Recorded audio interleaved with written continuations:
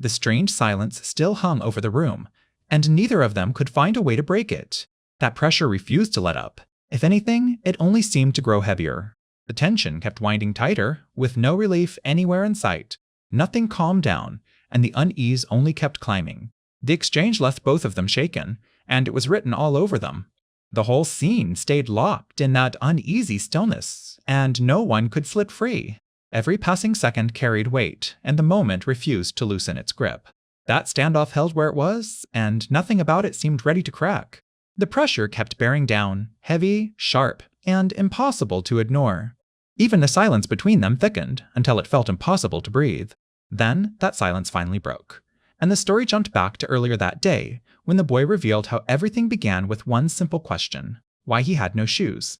At the spring entrance ceremony, Namito Kominato hears the usual dream of making 100 friends, and the thought alone leaves him staring ahead in quiet dread. As he walks the halls, that impossible number drops from 100 to 10, then 1 or 2, until he decides 3 friends would already be enough. But even that tiny goal rattles him, and his nerves start pounding as he pictures the worst, ending up with not a single friend, trying to fire himself up, and the situation shifts into territory no one prepared for. But the second that confidence slips, he grabs his head and admits the truth to himself. He has no idea how people even make friends. When he notices 2 girls casually confirming their seats are next to each other because of alphabetical order, he all of a sudden realizes that simple proximity is where conversations start. He tells himself the answer is obvious: just talk to whoever is nearby, but his hesitation instantly convinces him he may have already missed the moment. Panic rushes right back, and he scrambles to calm himself while warning himself not to talk to some random person who might turn out to be bizarre. His anxiety spirals into ridiculous fantasies, where the boy beside him drags him into something strange, and Namito becomes convinced his entire school life could collapse before it starts. Namito Kominato buries his face in his hands and admits all he wants is an ordinary school life, which means avoiding anything that could make it worse. Homeroom finally begins as the teacher tells everyone to take their seats, and the formal start gives Namito a fresh chance to study how people introduce themselves. The moment he hears homeroom has started, Namito perks up, because this is exactly the opening he has been waiting for. As the teacher prepares to introduce herself and announces that student introductions will come next, Namito realizes the whole class is about to reveal something important. He sees those introductions as his best shot to find classmates who share his hobbies, and might actually be easy to approach later. For one brief moment, his confidence surges, and he convinces himself that no matter how strange anyone here might be, he will spot it instantly. The teacher says the introductions will go in alphabetical order, and the moment takes an uncomfortable turn. Aikawa-kun calmly explains that he was in the baseball club in junior high and wants to befriend anyone who likes or plays baseball, then politely greets the class. Namito instantly admires how efficient and safe that introduction was, decides Aikawa-kun really does look like a baseball type, and starts treating every speech like useful data. But while he keeps analyzing everyone else, panic slams back in when he realizes his own introduction matters just as much, and he still has nothing prepared. As his turn creeps closer, Namito imagines that the perfect introduction might make people come to him first, a fantasy that already feels impossible. Then the girl ahead of him says she was not in any club in junior high, thanks the class, and sits down, leaving Namito desperately wondering what answer could actually make someone want to talk to him. He snaps back and realizes the student right in front of him is already introducing herself, and frustration hits when he notices he drifted off again. With no better idea, Namito decides his only option is to copy whatever this girl says and silently prays her introduction will be simple enough to borrow. He waits through a painful silence, confused as the girl says almost nothing, and the awkward pause stretches longer and longer. The girl trembles through broken sounds, and the strange sight in front of him rattles Namito so badly that his focus starts slipping. A nervous murmur spreads through the classroom the moment the silence breaks, and the atmosphere turns even heavier. As the girl falters, the teacher gently steadies her, calls her Samidare Kamiyama, and tells her to breathe slowly and begin with just her name. Namito stares at her soaked uniform in confusion and panics over what could have happened, because none of it makes sense. Then he hears her finally begin to say that her name is, and his attention locks onto her completely. Samidare Kamiyama is all of a sudden standing there with a paper bag over her head, shaking hard as water keeps dripping from her uniform, and Namito can only stare in shock. The bizarre sight hits him so hard that his mind goes blank, just as the tension spikes again. Under the bag, Samidare struggles through broken sounds, trying to continue her introduction while panic and humiliation visibly swallow her whole. Namito realizes this introduction has turned into a complete disaster, and he can barely process how bad it is getting. As liquid keeps dripping around Samidare's feet, Namito concludes that she is so nervous she is falling apart right there in front of everyone. The teacher gently praises Samidare for managing her last name and carefully asks if she can also say her first name. Then the teacher asks about the bag, and Samidare jerks in alarm as if that question struck the one thing she absolutely could not face. Samidare stammers out an apology and admits she cannot remove the bag because it would be too embarrassing. Namito winces and thinks he has heard of people hiding behind hats or glasses, but never a paper bag. As murmurs spread through the classroom, Namito realizes the attention on Samidare is only getting worse, and he fears everyone is already deciding to avoid her. While Samidare trembles beneath the paper bag and struggles to breathe through her panic, even more liquid all of a sudden pours down beside her, and Namito jolts in fresh shock. Unable to endure that unbearable silence any longer, Namito abruptly stands and nervously asks if he can go next since Kamiyama-san seems to be having trouble. Pushing through his own fear, Namito blurts out that his name is Namito Kaminato and tries to force his introduction through before the awkward mood crushes him too. With Samidare still frozen and dripping beside him, Namito rushes through the rest of his self-introduction as fast as he can. He forcefully brings it to an end, bows to the class, and finishes as quickly as possible, just to shatter the suffocating tension. The teacher reacts in surprise, thanks Kominato-kun for stepping in, and prepares to move on as another classmate gets ready. But Namito keeps his attention on Samidare and starts explaining that he only wanted to help her calm down. Lowering his voice, Namito gently tells Kamiyama-san that it is safe for her to sit down now. Samidare hurriedly moves to sit, but the built-up water splashes all over Namito, leaving him soaked while she breathes sharply in alarm. Once the chaotic introductions finally settle, the teacher ends homeroom and says that after the break they will go over the school building, telling everyone to have their notebooks ready. Still soaked and overwhelmed after everything that just happened, Namito tells himself the whole ordeal is finally over and admits he was too shaken to absorb anything about the class. Looking across the room, Namito notices that Aikawa-kun has already gathered a baseball-loving group, and that only makes his own failure to connect sting harder. He concludes that no one is going to approach him now, and bitterly reflects that all he managed was a safely boring introduction to smooth things over. Then, a loud classmate all of a sudden leans right up to Samidare Kamiyama and excitedly tries to talk to her, catching both her and Namito off guard. Samidare stiffens under the paper bag, fidgets nervously, and can only answer in tiny, muffled sounds as the pressure closes in again. Namito turns toward her in surprise and asks what she said, realizing he cannot hear her clearly. Embarrassed, Namito explains that water is still stuck in his ear from the earlier splash and asks Samidare to repeat herself more slowly. Gathering all her courage, Samidare peeks out just enough to reveal a tearful eye and quietly thanks Namito for helping her earlier. Namito freezes when she adds that what he did was a huge help, and her sincere gratitude lands harder than he ever expected. Overcome with emotion, Samidare all of a sudden grabs both of Namito's hands in thanks, then jerks back to her seat in panic, leaving him stunned. Still reeling from that sudden gratitude, Namito blushes and realizes Samidare Kamiyama seems far kinder than the frightening image he had built in his head. Then he looks down at his hands and notices they are still unsteady from where she grabbed them, and the shock hits all over again. Namito tries to process it and insists to himself that this cannot be normal, concluding that Samidare's strange condition is on another level. When he looks up, he sees Himekawa Raimu standing before Samidare and feels as if an outgoing force of nature has just arrived at the most intimidating seat in class. Himekawa cheerfully asks if she can call her Kamiyama-san, while Samidare stiffens and more liquid starts dripping under the pressure. With bright excitement, and the interaction becomes difficult to navigate.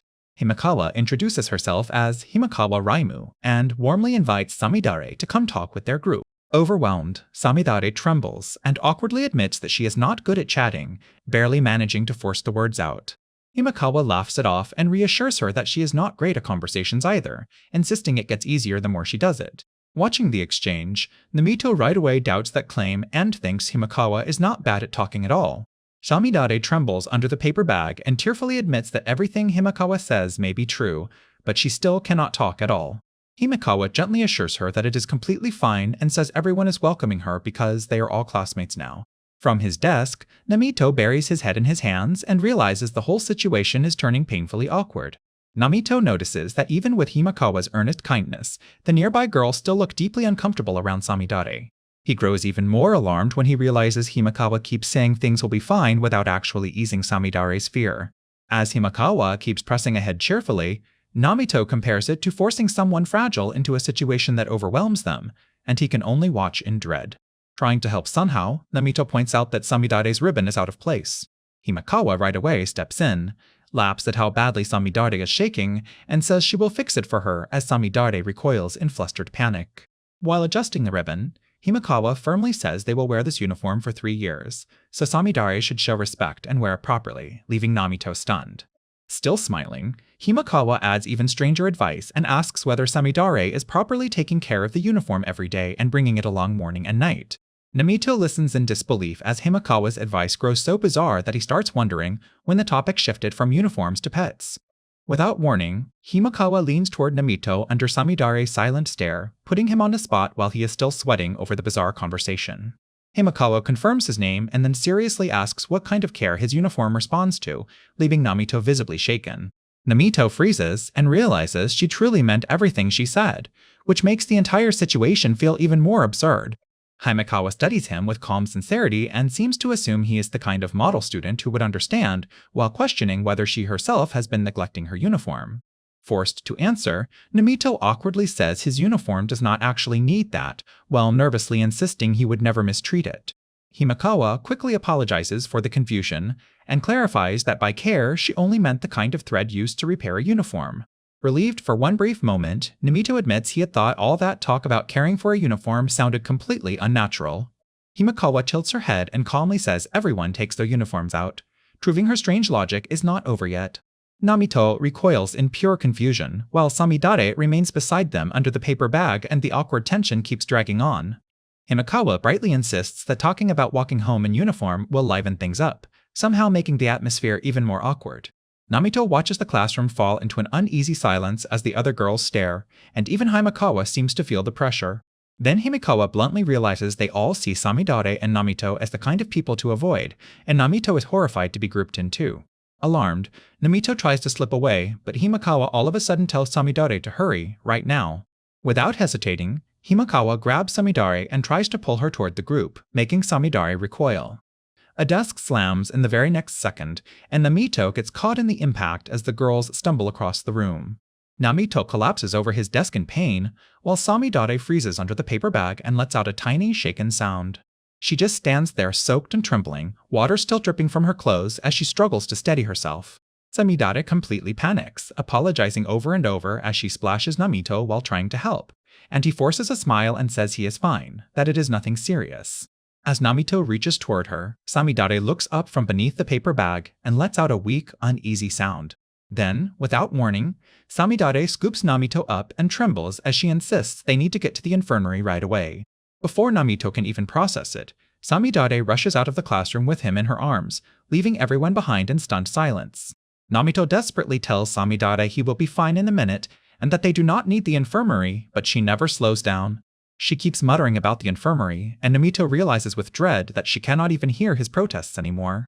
As classmates stare and whisper at the bizarre scene, Namito screams internally that the humiliation hurts even more than his hand. Jostled around in Samidare's arms, Namito nervously jokes to himself that she might actually be some kind of kappa as water keeps pouring from her legs. After reaching the back of the gym, Namito carefully checks where they are, and Samidare weakly confirms it through ragged, unsteady breaths. With tears in her voice, Samidare apologizes and admits she got lost, and Namito gently asks her to put him down before this gets any worse. Once his feet touch the ground, Namito shows her his hand is no longer red and reassures Samidare that he does not need the infirmary after all. Trying to calm everything down, Namito awkwardly suggests they should just head back to the classroom instead. But the instant he says they should go back, Samidare jolts and clutches the soaked paper bag over her head in fresh panic. Namito realizes she is nowhere near okay, while Samidare forces herself to insist she is fine even as breathing becomes a struggle. When he sees her bend over in distress, Namito urgently tells her the soaked paper bag is making it hard for her to breathe. He panics and blurts out that she has to take it off right now, but Samidare desperately refuses. Trembling and dripping, Samidare explains that once her breathing calms down, she can deal with it herself. After a shaky pause, she bends forward and lets out a small breath of relief, while Namito cautiously calls her name. Still facing away from him, and the situation becomes awkward. Namito watches in silence and wonders if ordinary shyness could really make someone this stubborn and this terrified.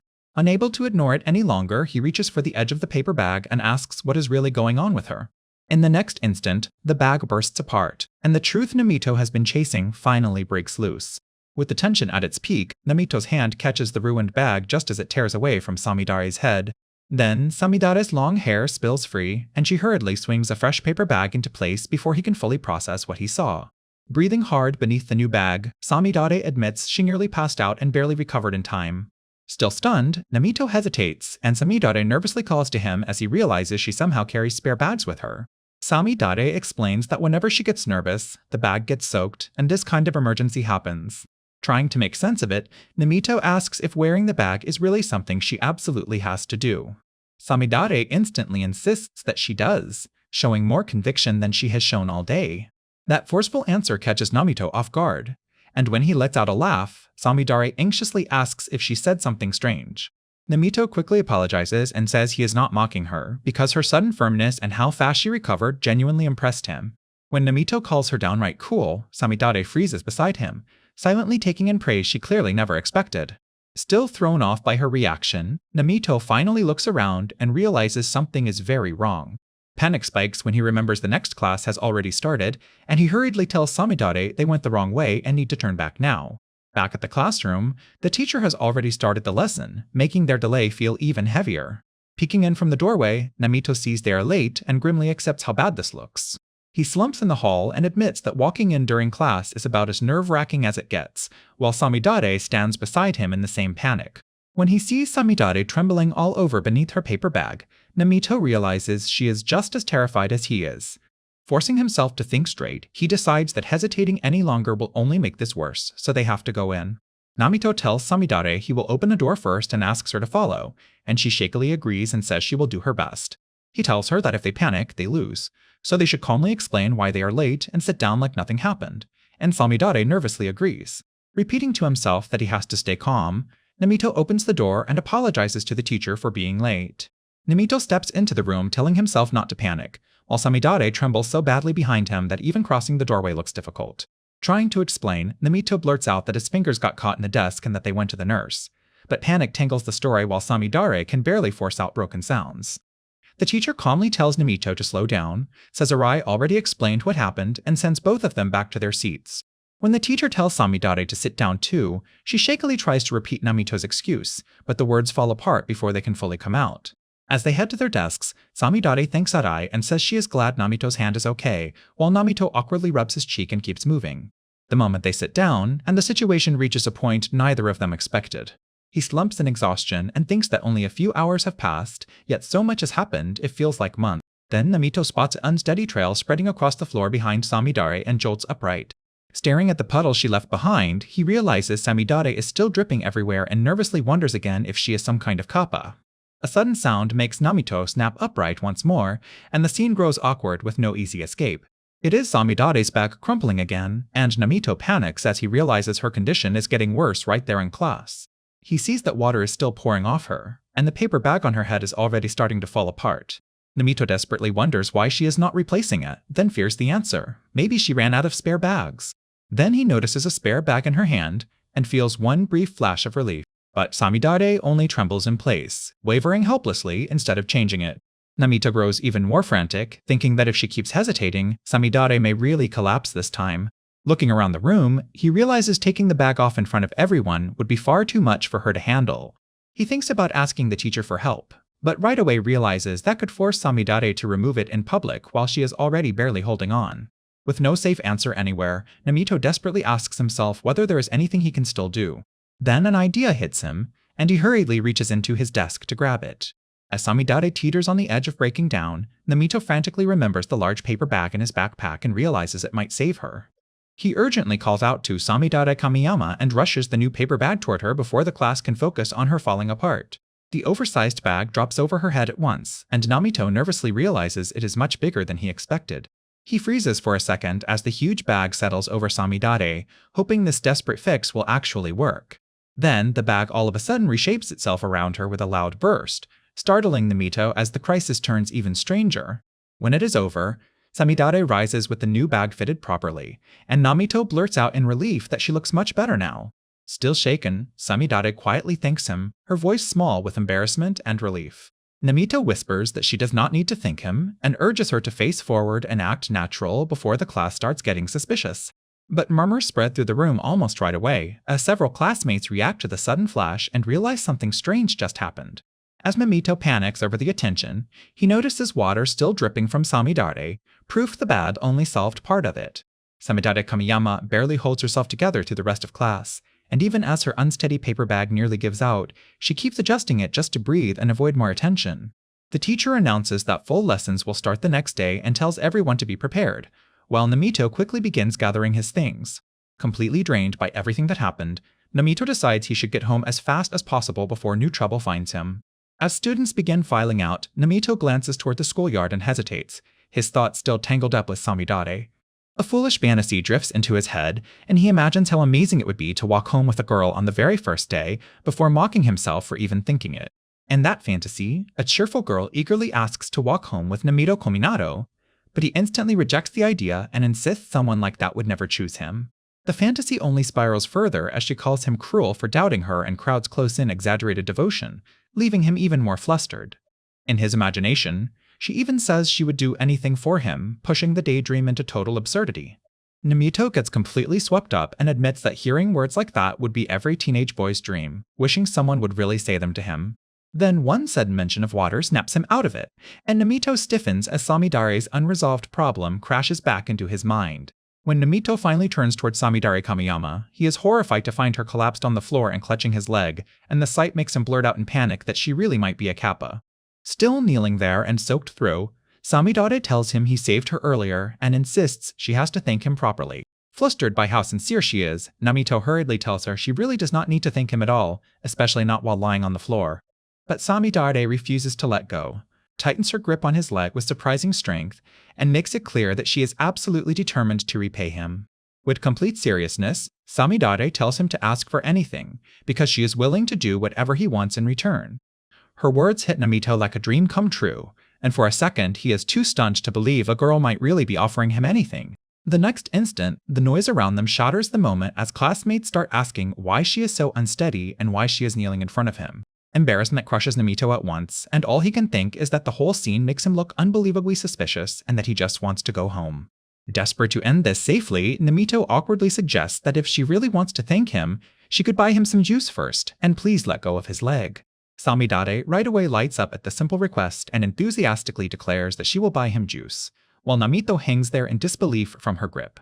Even after agreeing to buy juice, Samidare Kamiyama still refuses to let go, and before Namito can stop her, she drags him away in a rush.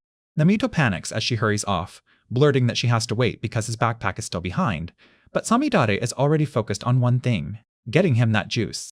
As Samidare races through the building, Namito begs her to at least let him change his shoes, while nearby students recognize her as the same girl who caused a scene earlier. Namito can only breathe sharply in shock as Samidare keeps charging ahead at full speed, leaving him completely at her mercy. Held awkwardly as she carries him out of school, Namito slips into embarrassed amazement and realizes his dream of leaving school with a girl has somehow come true.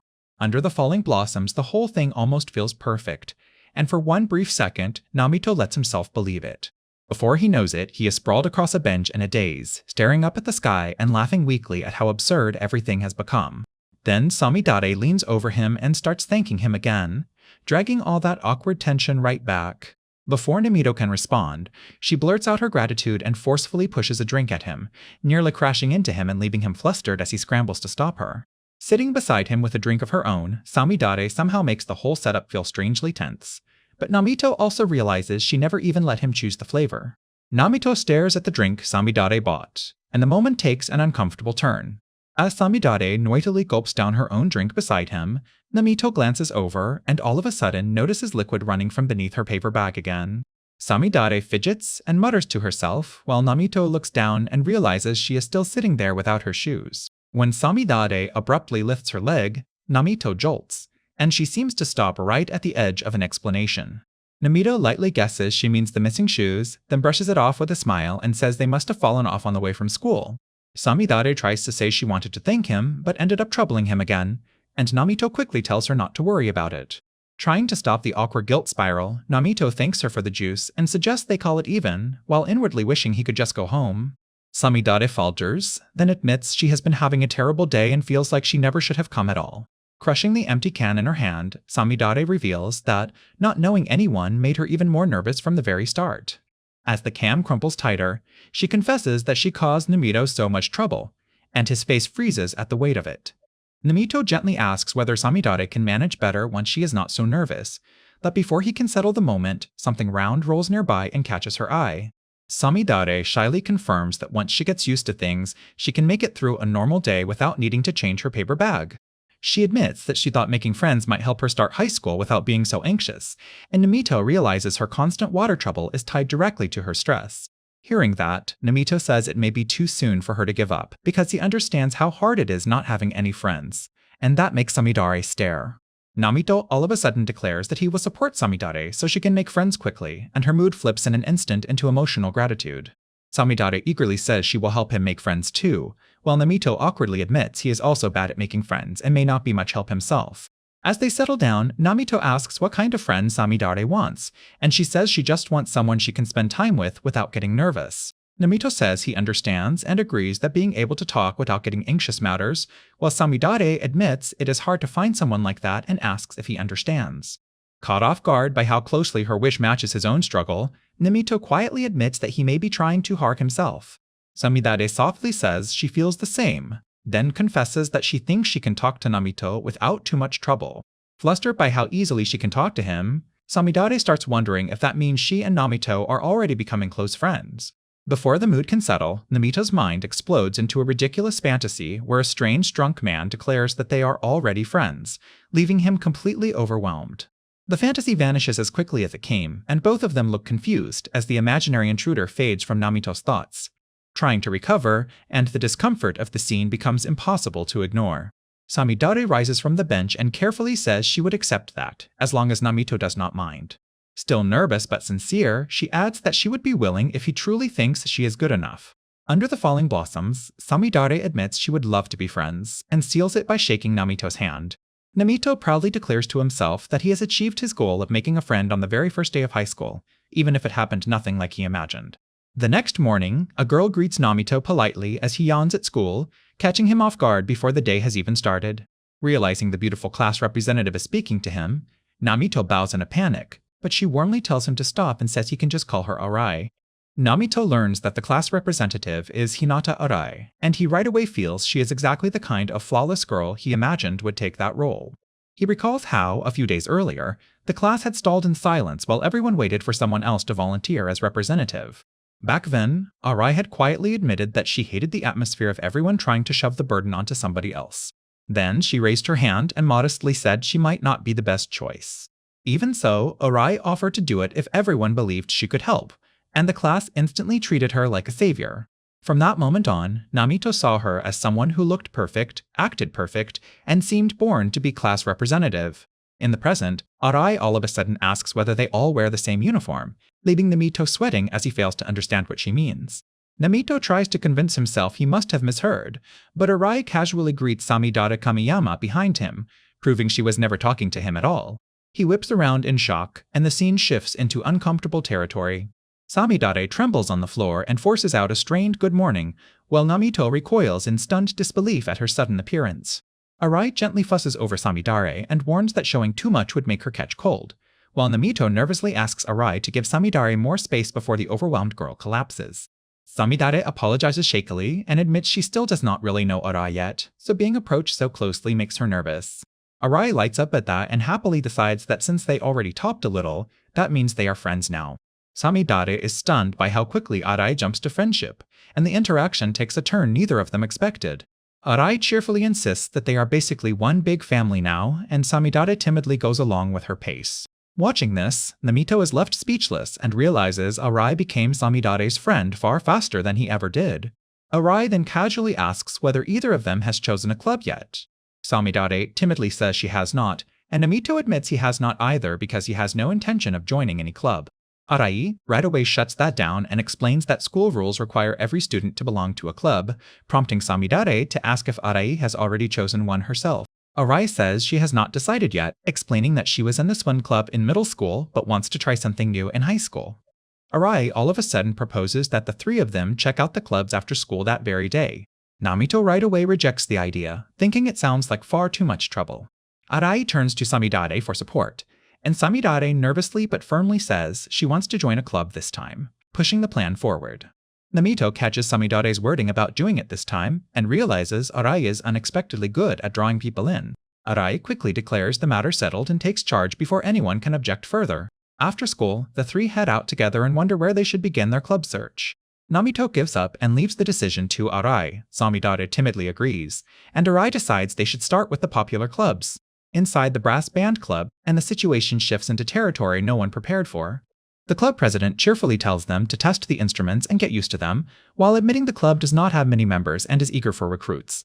Arai tries the trumpet and blasts out a surprisingly strong note, instantly filling the room with sound. Arai casually says she has never done this before and jokes that she must be good at learning, while Namito, still rattled by her talent, admits she seems like a natural.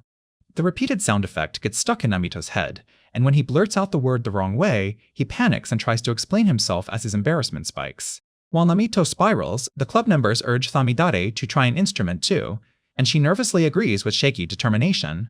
Namito keeps hearing that same word in his head and realizes he cannot stop thinking about it, leaving him too distracted to focus. A sudden commotion makes Namito look over, and he is stunned to see Samidare with her head stuck inside the timpani.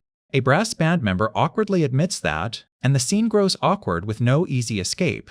The interaction becomes difficult to navigate. Samidare, but points out that they had said she would be perfect for playing a concerto for timpani and orchestra, and she clings to that tiny praise like it still matters. Arai right away praises Samidare's positive attitude, says new challenges lead to new discoveries, and enthusiastically pushes them toward the next club. Back in the hallway, Arai takes the lead again and studies the guide with Samidare as they decide which club to visit next. As they keep touring the clubs, Namito realizes he is actually having fun, and feels grateful that Arai dragged them into this. The next stop is the tea ceremony club, where Arai gracefully begins preparing tea with calm confidence.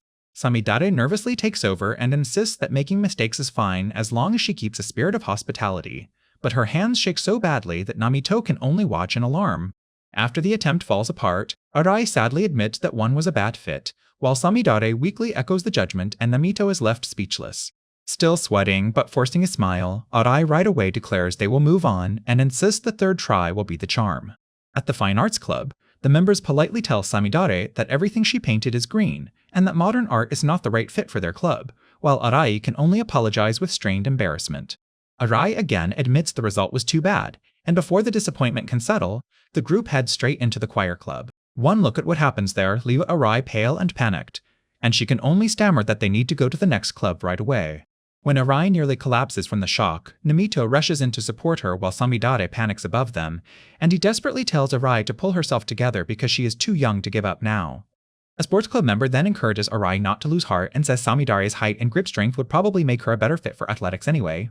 Samidare nervously admits that she is terrible at sports, but Arai quickly urges her to try anyway and says the result might surprise her.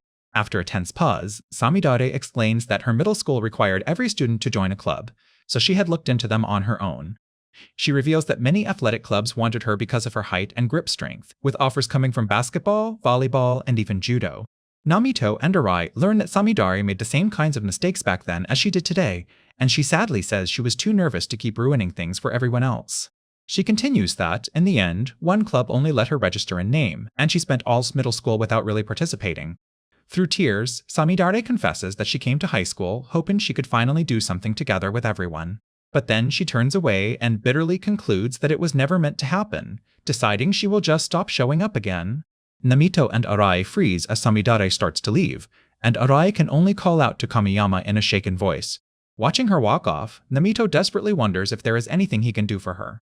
He right away realizes the problem is bigger than encouragement, because Samidare cannot remove the paper bag and would probably wreck any club equipment, leaving him wondering where she could possibly belong. Namito realizes the problem goes deeper than nerves. Any major club would overwhelm Samidare right away. Samidare quietly accepts that harsh truth, and Arai can only watch as her worry deepens. Arai all of a sudden brightens, like an answer has finally struck her. While Samidare envies people who can speak so easily, Arai notices she at least managed to wear the school uniform properly, and that small detail sparks hope. Namito all of a sudden blurts out that he has an idea. If no club suits Samidare, they should create one themselves. Samidare and Arai both freeze, still trying to process what he just said. The situation becomes awkward. Arai quickly cuts in, remembers something, and flips through her handbook while Namito starts fearing the idea may already be dead. She finds the rule at last and happily points out that the club section explains how to apply for a new one, meaning this might actually work. Growing more excited by the second, Arai says starting a new club sounds fun and asks if Namito is really serious, while he hesitates as it all of a sudden becomes real. Samidare quietly assumes Namito meant to include her too, and her timid reaction makes it obvious she still wants a place to belong. But when Arai checks the handbook again, she finds a major obstacle. A new club cannot exist without a real activity.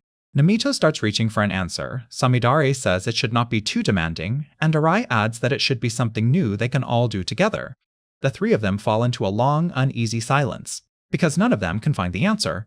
Samidare apologizes in a panic and admits she cannot think of anything, and Namito sees her sliding straight back into self-blame. Arai shuts that down right away and gently reminds Samidare that they are already friends, and that word hits hard. The moment Arai says it, and the atmosphere turns heavy with unspoken awareness. As they keep walking, and the moment becomes awkward and difficult to ignore. All the conditions click into place at once. Something new, useful for the future, not too demanding, and something they can do together. With sudden confidence, Namito finally speaks, ready to test his answer. He reveals it at last, a conversation club, and both Arai and Samidare lock onto him instantly. Namito explains that making friends starts with talking, and the scene shifts into uncomfortable territory. He argues that conversation is the base of communication, something people need if they want to work with others in the future, a real-life skill.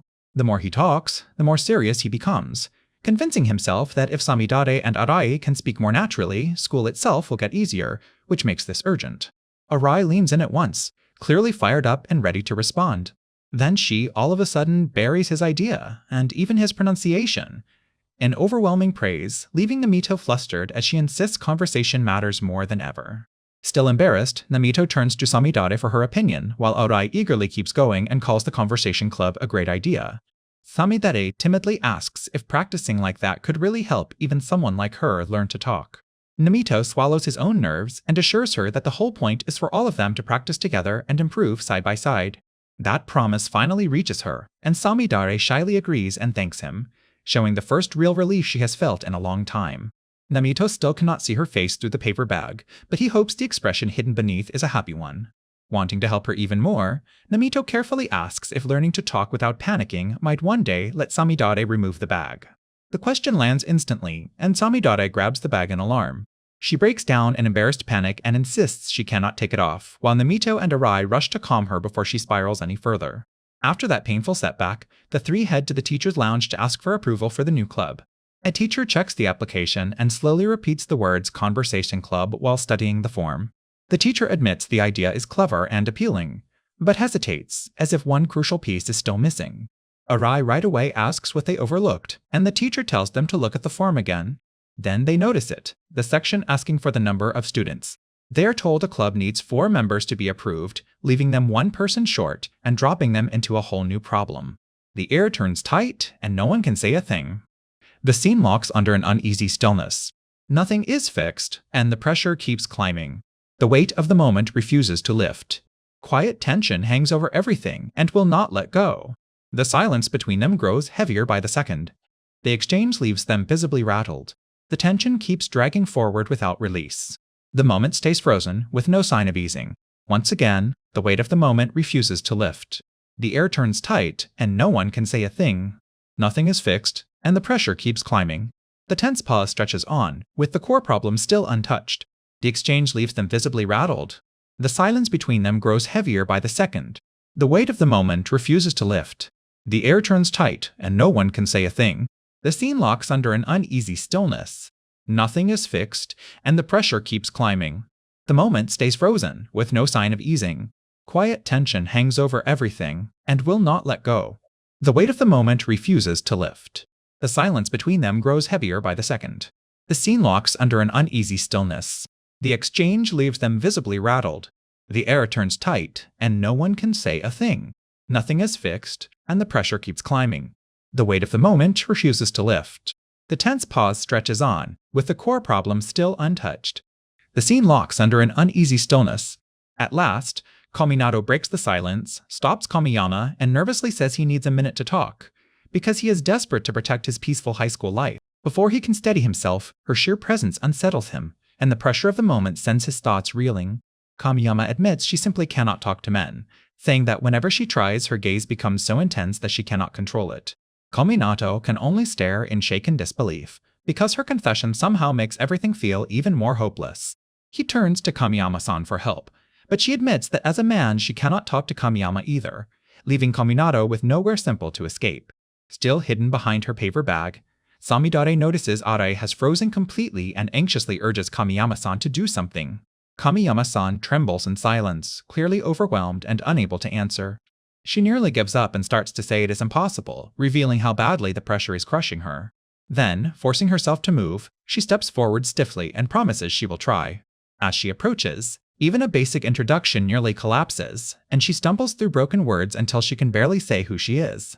Breathing hard from the effort, Kamiyama-san finally forces out the request and asks the girl to join the conversation club. Kominato panics at how intense Kamiyama-san looks and blurts out that she is way too scary.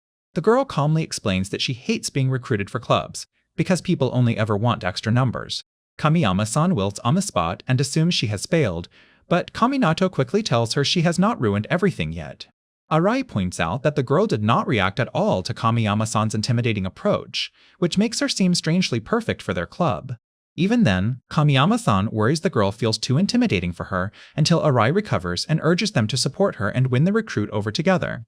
Fired up again, Arai declares that all of them should work together to recruit the strange girl carrying cardboard. Before they can say anything else, the tall girl steps in on her own, asks what they are talking about, and says she wants to join. A cheerful girl nearby tells her that Akin probably would not talk to her anyway. Ignoring that completely, the tall girl says she wants to speak to her herself, corrects her on the name, and asks what her name is. The silence between them grows heavier by the second. Quiet tension hangs over everything and refuses to break. The tension keeps dragging forward without release. The exchange leaves them visibly shaken. The tense pause stretches on, with the core problem still untouched. The moment holds there, with no sign of letting go. The air stays tight, and no one says a word. Nothing is solved, and the pressure only keeps rising. The tension keeps dragging forward without release. The exchange leaves them visibly shaken. The silence finally breaks as Harusame Amano gives her name, and Hinata Arai quickly introduces Samidare Kamiyama and Namito Kominato to her. Arai greets her warmly and keeps the tone light, doing everything she can to ease the strain around the introduction. Kamiyama-san answers with nervous little nods, making it obvious how hard even this tiny exchange is for her. Before the moment can settle, the tall girl all of a sudden lashes out and sends Kominato stumbling back, stunning everyone.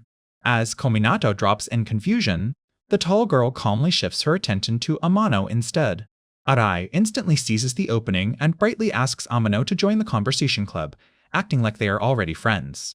Kamiyama-san forces herself to praise Amano's speaking ability and earnestly begs her to join the club too. Amano takes the compliment proudly and agrees that her conversational skill really is impressive. She even admits the conversation club sounds surprisingly good, and the group's hopes shoot up at once. But Amano crushes that hope just as fast, explaining she cannot join any club that has a man in it. Kominato goes still as Amano's firm refusal drops the whole group into another heavy silence. Amano makes it clear that even if the club interests her, she cannot join as long as a man is part of it. Kamiyama-san jolts at the blunt rejection, while Kominato quietly takes another direct hit. Summoning all her courage, Kamiyama-san politely asks Amano why a male member is such a problem. Amano panics under the attention and struggles to force the reason into words. At last, she admits that she hates men, and Kominato realizes she means that completely. Flustered and cornered, Amano blurts out that the reason is simple, because men always try to talk to her. Kominato dryly points out that women try to talk to her too, testing whether that can really be the whole reason. Amano reacts on instinct and swings wildly, forcing Kominato to dodge the outburst the instant he speaks. As he recoils, Kominato realizes he cannot even start a normal conversation with her, and he knows he has to find another way through. Arai all of a sudden says she understands Amano and adds that being called cute and constantly approached by men must feel awful, leaving Amano flustered. Amano panics and turns to Akan for support, while Arai excitedly reframes the whole issue as Amano being too difficult for people to handle. Arai quickly offers a solution by suggesting that Kominato simply be banned from talking to Amano during club activities. Kominato protests that this tramples his rights, then argues that conversation is not just speaking but things like reading the room and eye contact. Before he can finish, Amano reacts again and knocks him aside with another sudden strike, proving even that idea is dangerous. Kominato shouts that he was only talking to Arai and demands to know why Amano lashed out again. Amano freezes. Then her expression sinks as she realizes what she did, and the tension turns into visible guilt. Kominato is left completely lost as Amano's reaction stops making any sense to him. Arai calls Kominato closer and says he is making Amano cry, while the tall girl insists they have to make Amano smile again. Seeing Amano on the verge of tears, Kominato is stunned by the demand to cheer her up when talking to her only triggers more attacks. Arai gently takes Amano's hands and apologizes, saying Amano had only been startled after getting cut off so all of a sudden. Arai says it is natural for Amano's overwhelming reactions to burst out when someone interrupts her, and Amano quietly listens as the tension loosens. Arai insists the conversation club still wants Amano and excitedly says they can just create some kind of protective uniform to handle her unusual reactions. Flustered by that kindness, Amano squeezes Arai's hands and blurts out that the club sounds relaxing, with crepes after school and fun things like that. Instead of smiling, Amano starts crying, and Kominato watches in dismay as he realizes his attempt to help only made her more emotional. Backed into a corner, Kominato steels himself and decides he cannot afford to be picky anymore. Without warning, he unveils a ridiculous hero persona called Kelpman, declaring that anyone in need of help should call for him. Arai stares in baffled disbelief at the awful pun, but the absurdity finally breaks Amano's tension and makes her burst out laughing. Seeing Amano laugh without lashing out, Kominato is shocked and realizes she liked the joke. Then, Amano grabs Kominato and angrily demands to know why he started spewing jokes out of nowhere, yanking the scene straight back into chaos. Amano glares at Kominato and furiously tells him to understand that she hates men, and hates jokes too. Kominato notices Amano is wavering instead of reacting cleanly, and he wonders if he should push just a little further. Betting everything on that opening, Kominato keeps the seaweed puns coming and smugly insists neither of them really wants the jokes to stop yet. Even while sweating, Kominato forces a grin and asks Amano to judge his puns because he put everything into them. Amano goes dizzy from how bad the jokes are, but she admits this ridiculous nonsense is exactly what she needed. Kominato right away folds in embarrassment and declares the whole attempt a total failure, but Arai urgently stops him. Arai tells Kominato to look closely as Amano trembles, confused by her own reaction. Amano realizes in shock that the routine is actually working on her, even as she shakes and struggles to process it. Kominato doubles down with another absurd seaweed line, and Amano lurches forward so hard that spit flies from the shock. Overwhelmed and flustered, Amano bends over while Kominato keeps pressing the routine and chanting for the kelp act to continue. Kominato freezes as Amano keeps reacting, and he realizes she seems to be enjoying the jokes despite insisting she hates them. Arai blushes and guesses that Amano may simply like being the center of a conversation, though she worries that reading her might be going too far. Testing that idea, Kominato fires off another clumsy monk and kelp pun, and Amino leans in while fighting not to break. Kominato hesitates for a beat, then commits and says the monk could not make it out.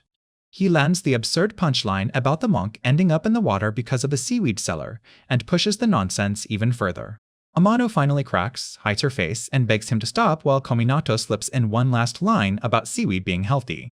Arai cuts in with a practical objection, and both she and Kominato admit they never expected Amano to take the joke this seriously. Then, another club member blows a whistle and declares it is time for the final judgment, abruptly shifting the air.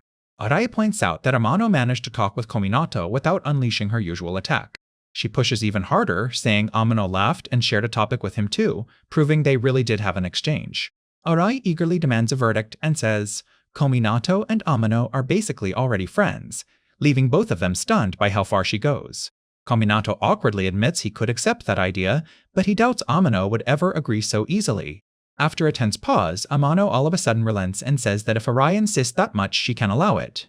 Amano then quietly adds that she could even join the conversation club, since she had been looking for a club she could share with Alken, shocking the others. A long-haired girl rushes in and clings to Amano while calling out to her, nearly overwhelming her with the sudden closeness. The girl quickly pushes things ahead and asks Amano to fill out the club form, while Amano nervously agrees and Arai excitedly asks to use a more familiar name. Kominato confirms that they have officially found their conversation club, while Amano, hiding under a paper bag, trembles just trying to say his name. Amano admits she is genuinely moved by what just happened. She reflects that school clubs used to be nothing more than a dream to her, and now that dream has finally become real as the others urge her to finish the form. Kominato smiles and asks about her other dreams, but Amano instantly shuts down and says she cannot tell him. Amano admits that if she could remove the paper bag, all her goals would probably become much easier to reach. Kominato gently says he knows people have always told her that, but she reveals with clear embarrassment that she still has never managed it. Amano hesitates, then tells Kominato that even with the bag on, he already helped make one of her dreams come true. Facing him directly, Amano finally calls Kominato her hero. The word hits Kominato hard, and after a stunned pause, he awkwardly insists he is not the kind of person who deserves that name. Kominato explains that heroes save people only in rare moments, while a friend can stay by someone's side anytime. Amano agrees at once, and though her face remains hidden, the warmth in her voice reaches him anyway. Kominato cannot see Amano's face beneath the bag, yet he is certain she is smiling. Their new friendship marks the beginning of the Conversation Club's first meeting, and the discomfort of the scene becomes impossible to ignore. At last, the Conversation Club is officially born. The group proudly declares that they really have found and established the Conversation Club. With the club finally official, they move to begin their very first meeting. Amano right away ducks behind a divider and starts nervously chatting to Akin from cover, trying to act like this is all normal. One of the girls passionately tells Kominato to hang in there, while he looks around in confusion and wonders if any of this is actually okay. Kominato admits Amano at least responded, but he rejects the encouragement the moment he realizes Kamiyama is all of a sudden nowhere to be seen. Seeing only the empty classroom and the mess she left behind, Kominato notes that she was there a second ago and starts searching for her. He spots her hiding and right away heads for the divider where she slipped away. When Kominato asks what she is doing in there, Amano stammers that this is her first club meeting and nervously explains that she is overwhelmed. Another girl bluntly tells Amano to come out already, and Amano timidly agrees despite still trembling. As Kominato returns to the room, he gently tells Amano that he wants to start the meeting while Akan waits nearby. As Kominato says they cannot begin without Amano, the long-haired girl snaps that she heard him talking badly about her, while Amano insists she cannot be insulted by words she does not even understand. Still flustered but trying to cooperate, Amano shyly agrees to join for a little while, and Kominato dryly realizes she is simple but unbelievably high maintenance. Already looking worn out, Kominato decides to restart the meeting and asks everyone to raise their hands and suggest small talk topics for the first session. That idea alone sends Amano into a panic, and she trembles as she blurts out her shock at being asked to suggest something. The long-haired girl completely misreads the request, panics, and accuses Kominato of having indecent intentions. Expecting chaos like this, Kominato right away slams down a suggestion box and changes the rules, telling them to write topics on paper and submit them anonymously. Once everyone finishes, Kominato gathers the slips and says he will read them one by one. The first topic turns out to be about how much Kominato supposedly sucks, and he stops cold in disbelief as he reads it aloud. Kominato turns to Amano with a bright smile, but she instantly panics and insists that insulting topic was not hers. Even so, Amano admits she actually likes the topic because there is a lot they could talk about, while desperately insisting she did not write it. Kominato right away tears up the insulting slip and rejects it, but Amano protests at once, insisting she really wanted to discuss it. That makes it obvious Amano cared about that topic most, and Kominato gives her a sharp look as she blushes and falls quiet. He lets it pass for now and pushes them to the next slip before the whole meeting falls apart. Reading the next one, Kominato frowns and says it mentions JIS for uniforms. Arai cheerfully admits it was hers, and Kominato right away senses trouble closing in. When Kominato asks what JIS even means, Arai proudly explains that it stands for Japanese Industrial Standards. From there, Arai launches into a non-stop breakdown of national standards, certification systems, clothing sizes, and new safety rules for children's clothes, and the room starts sinking under it. As Arai passionately insists school uniforms should be included too, Kominato hurriedly cuts her off and begs her to stop right there. Arai quickly apologizes and admits he is right, while Kominato gently explains that her enthusiasm may be too much for a first meeting. With nothing working so far, Kominato decides they have no choice but to check every slip and digs back into the box. He goes through the rest and finds almost nothing except more attacks on him and strange uniform topics, proof this meeting is still going nowhere. Completely drained, Kominato asks if he can just go home, but Arai is stunned there were so few real ideas at all. Arai shakes the box, notices it still feels oddly heavy, and realizes something else is still inside. When they open it, the group freezes as a soggy lump spills out, and they realize the remaining slips have turned to pulp. Arai instantly apologizes and admits she got nervous, clearly horrified that she ruined the submissions. Kominato awkwardly accepts that and points out the anonymity did not mean much anyway. Then Arai demands to know where his own ideas are, and Kominato calmly says he did not submit any because his felt too ordinary. Arai jumps on that opening and starts firing childish insults at him, laughing as she openly tries to get a rise out of him. Kominato shuts the wordplay down flat and tells her to try a different nickname because that one is not landing. As Arai hurriedly scribbles things down, Kominato realizes she is not just bad at talking, she may be picking fights on purpose to hide what she really feels. Still flustered, Arai timidly asks Kominato what kind of topics he had wanted to write. Kominato admits he only thought of simple things like favorite food, favorite subject, and what everyone wants most right now, then awkwardly adds that they felt too average to bring up. Amano and the others right away praise those plain ideas as genuinely great, leaving Kominato stunned that no one else had thought of them. So he quickly writes those basic prompts down and presents them as the new topics for their first meeting. Trying to lead by example through his own nerves, Kominato says it feels almost like an interview and introduces himself with math as his favorite subject and curry and Salisbury steak as his favorite foods. One girl says she is bad at math, while Arai latches onto his food choice and mocks how plain it sounds. Kominato defends himself by saying math is easier because it needs less memorization, and insists his food picks are universal for a reason. When he turns the question to Arai, she panics, then blurts out sweet red bean rice balls and pasta, before hastily adding parfaits like she is trying to sound more proper. Kominato smiles and sums that up by saying Arai seems to like foods that start with the letter P. Arai takes that way too, literally, nervously claims she likes anything that starts with P, and nearly blurts out something embarrassing, exposing how recklessly she is forcing the conversation. She lunges at Kominato in a panic and accuses him of setting her up, when Harusame Amano all of a sudden cuts in and tells them to stop. Amano shyly but seriously pulls Arai away from the disaster by saying she should have been talking about fabric types like cotton instead of nylon. Completely flustered, Arai blurts out that she does not actually mean that and somehow makes the silence even worse.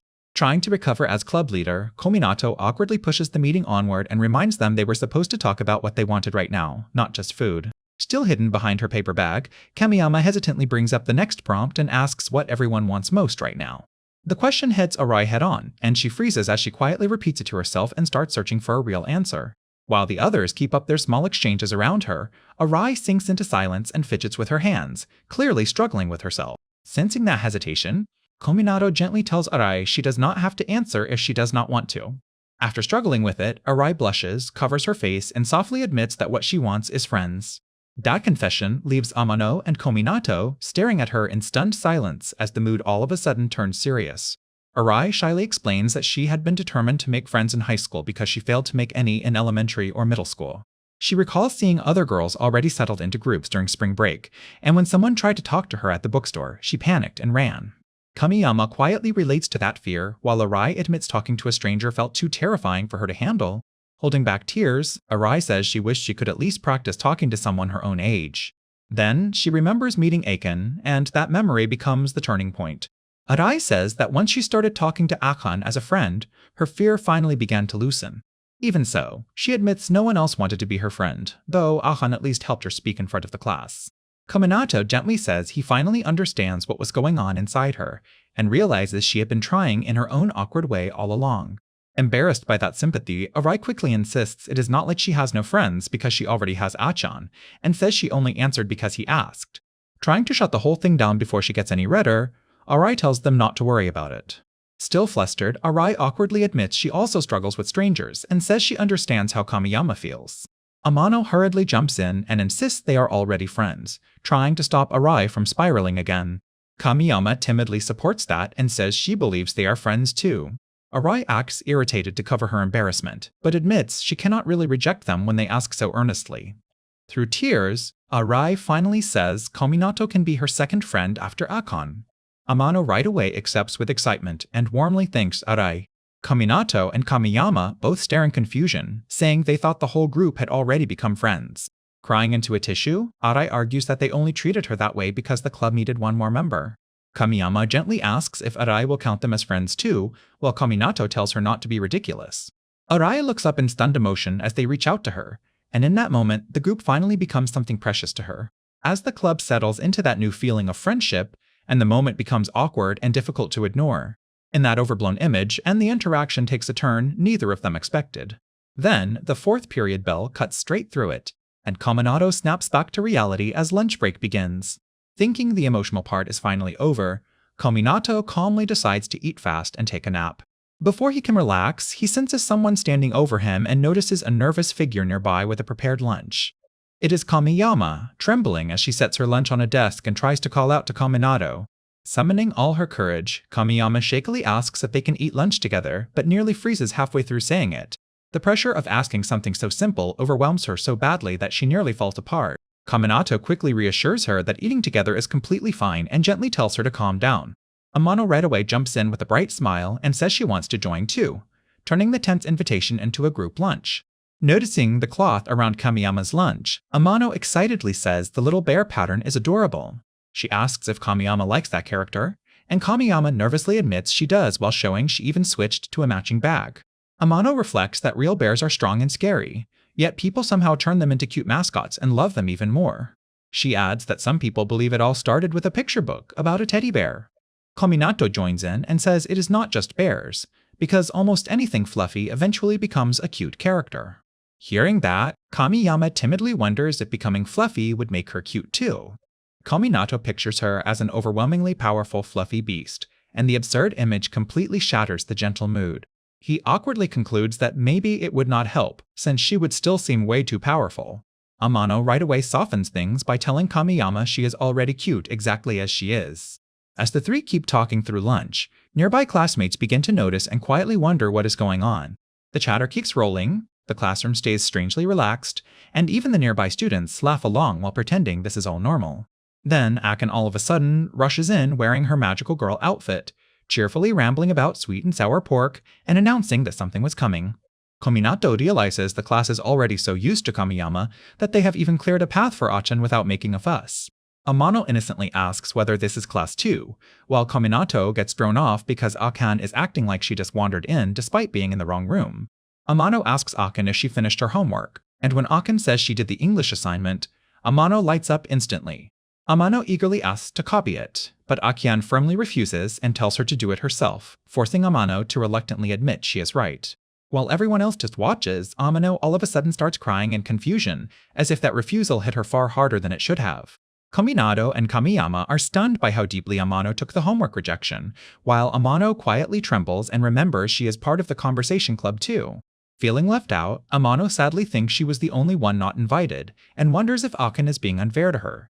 Then she realizes this is really about Kaminato, and as she grips her lunch bag, her frustration swells until she blames him and silently vows revenge someday. Amano's resentment sharpens fast, and Kaminato panics at the thought that she might go back to lashing out at him. As Amano trembles with anger, and the situation becomes awkward, he quickly moves closer to the girls, trying to stay ahead of Amano's mood as the lunch group shifts around him. Amano admits she does not really want to eat with Kaminato, but still decides to join them because the more the merrier. Kaminato is stunned she agreed before he even finished asking, but lets it slide since she seems happy, even as he realizes she stole his seat. As the mood starts to settle again, someone notices Harusame Amano's sandwiches and excitedly asks what she brought. Amano happily explains that one has pickled daikon, while another is filled with fish cake and potatoes. Then she all of a sudden shoves one toward Kaminato and insists it tastes great, before proudly pointing out another with sweet red bean paste and butter like it is the height of style. After trying one, Kaminato quietly admits the fish cake and potato sandwich is actually good, and Amano smugly reminds him she told him so. With everyone gathered around their lunches, the talk shifts to club plans, and soon they start discussing what they should do during the long weekend in May. When the topic of club activities for the long weekend comes up, Kaminato rejects it right away. He does not want to give up his precious days off. Amano casually says it sounds fun and joins right away, acting as if the decision costs her nothing. Arai quietly admits she likes the idea too, and says she has no plans anyway, showing a rare bit of openness. When Arai asks if anyone objects and says the majority should decide, Kaminato realizes, without a word, he has already lost. Before Kaminato can get out a single complaint, the girls settle everything on the spot, and the plan is official. Resigned, Kaminato asks what they are even supposed to do, and the group decides that if they want to stand beside the other clubs, they need to use the long weekend to face their weaknesses outside school, since the clubroom is off limits. With their lunchboxes still open in front of them, the discussion turns to what they could possibly do outside school to work on those weaknesses. After thinking it over, Arai hesitantly suggests shopping, and Amano actually seems to consider it seriously. Kominato stares at her, completely confused, and wonders how shopping could possibly count as a weakness. Amano bluntly tells him he has no idea and explains that store clerks vanish like ninjas the second she needs help, leaving her alone with unhelpful machines. Still confused, Kominato asks what Amano is doing to make clerks disappear, and Amano admits she cannot explain it either before asking whether Akan understands. Amano says the clerks are there 1 second and gone the moment she looks away, and some days she cannot buy anything at all, which finally makes Kominato understand. Another club member quietly reveals that shopping is even harder for her because her problem is not social, it is something else entirely. She explains that shopping makes her so anxious that the moment she touches something she feels pressured to buy it, turning casual browsing into a trap. She adds that some stores will not even let her in while her face is covered, putting another barrier in front of her before shopping can even begin. Hearing all that, Kominato can only fall silent and admit their problems run deeper than he thought. Trying to move things along, Kominato says that if they are really going to practice shopping, they should at least decide what kind of store to visit. The nervous girl then admits there are clothes she wants to buy and says that if everyone goes together she might actually manage it, before timidly asking what they think. Amano reacts at once by repeating that it would be a clothing store, and all of a sudden, all her confidence disappears. Kominato notices Amano's strange reaction right away, while Amano hesitates as if the words clothing store alone are enough to shake her. Achan tells Kominato he is not taking clothes shopping seriously and explains that the clerks in those stores approach you right away. She warns that the real pressure is how smoothly those clerks flatter customers until they walk out with things they never meant to buy. She adds that online sizes cannot be trusted, but she still buys clothes that way because in stores she cannot even try things on without fearing some humiliating situation. Amano then admits that her biggest problem in clothing stores is having to talk to the staff at all. Kominato says he understands that they all struggle, but it is obvious he is still only half grasping what Akan means. Akan asks if he really is not afraid of fitting rooms, and reminds him that every clothing store has them. Kominato goes still for a moment, then finally realizes she means the fitting rooms themselves frighten her. He blurts out some bizarre rumor about women disappearing inside fitting rooms, as if she is talking about an urban legend. Akan calmly says that is scary too, but reminds him that people can be worse than monsters. She explains that some people misuse fitting rooms just to parade through endless outfits for social media, then leave without buying a thing, and that alone makes the whole space feel wrong to her. The tense moment keeps stretching, and nothing about it gets easier. The air drags under a cloud of quiet strain. Silence thickens between them, almost too heavy to ignore. The weight of the moment lingers and refuses to lift. Everything remains frozen in that uneasy stillness. Nothing gets resolved, and the pressure only keeps building. The atmosphere stays charged, even with no one saying a word. That quiet strain keeps hanging over the scene. The exchange leaves both of them unsettled, and neither knows how to break it. The weight of the moment still hangs there, offering no relief. At last, the uneasy pause breaks when someone suggests going to the crepe shop after school, and the others agree almost instantly.